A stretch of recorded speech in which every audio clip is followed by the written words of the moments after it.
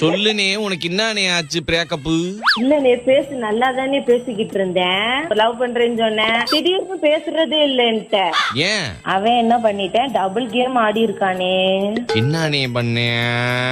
அவன் என்கிட்ட பேசலாம் காலை ஹோல்டர்லயே வச்சிருப்பேன். சீட்டிங் பண்ணிருக்கானே. அவன் வந்து சரியில்லாத ஒரு தப்பான பையனே. எனக்கு புத்தி சொல்லுங்கண்ணே, அதுல இருந்து வெளியே கொண்டு வாங்கண்ணே. சாத்தான் பிடியில் இருக்கும் இந்த பிள்ளையை நம்மிடந்து எடுத்து வெளியே கொண்டு வான்ற மாதிரி சொல்றியே. அப்புறம் எப்படிதான் கண்டுபிடிச்ச அவன் வந்து நிறைய பேரோட தொடர்புல இருக்கேன்னு? 7 மணிக்கு வேலையா இருக்குன்னு சொன்னவன் நைட்டு 11 மணி வரைக்கும் இன்ஸ்டால இருக்கானே.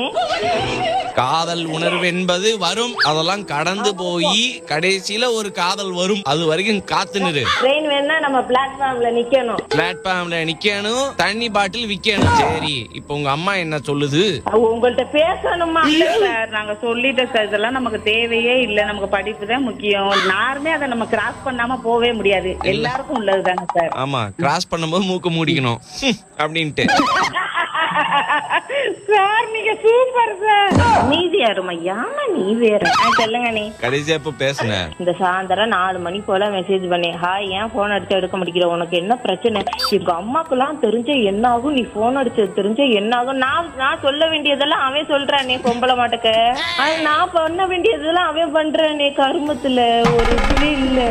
நீ சொல்றேன், நான் மெச்சூரிட்டாவே பேச மாட்டேங்கிறேன். நான் மெச்சூரிட்டி எப்படினே? மெச்சூரிட்டியை நான் எங்கிட்டனே போய் பிடிக்கிறது? மெச்சூரிட்டா பேசுறேன்.